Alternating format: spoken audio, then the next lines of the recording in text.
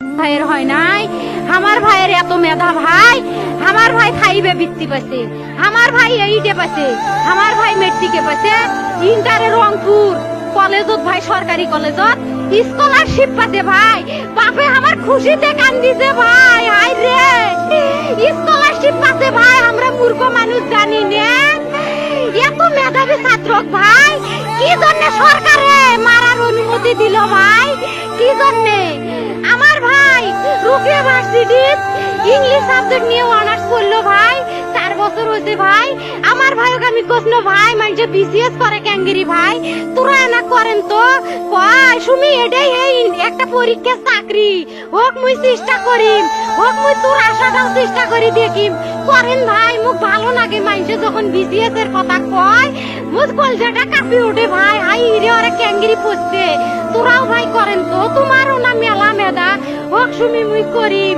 আমার ভাই মরার বয়সী হয় নাই, আমার ভাই কৃষক মারার পারমিশন দিল, একটা পাও ভাঙ্গিল না কে, একটা হাত ভাঙ্গিল না কে, আমার ভাই তখন আপন ইচ্ছেই ঘুরি আইল হয়, কি জন্য 4টে গুলি মারলো আমার ভাইক, আমার কলজাটা মানুষ না, আমার 3টে মারি গেল না কে, আমার 3টে কি জন্য মারি গেল না, আমার ভাই এত কষ্ট করে পড়ছে ভাই। হায়রে নিষ্ঠুর দুনিয়া, হায়রে দুনিয়া, হায়রে মানুষ। এইটুকু জীবনের জন্য মানুষ বেঁচে থাকার জন্য কি না করে।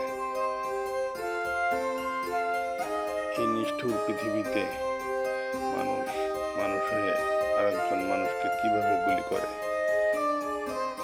এটা কিভাবে সম্ভব? আমরা কোন দেশে বাস করি, কোন সভ্যতার দেশ? এটাই নাকি শিক্ষিত? এটা কোন দেশের শিক্ষিত? এটা কেমন শিক্ষিত? একজন মানুষ আর একটা মানুষকে গুলি করে পাখির মতো হত্যা করবে, এটাই নাকি শিক্ষিত সমাজ, সভ্য সমাজ? আমার বোধগম্য হয় না। প্রিয় দর্শক, আপনারা কমেন্ট করে জানাবেন কি অপরাধ ছিল এই ভাইটার একটি কোঠা আন্দোলনের জন্য।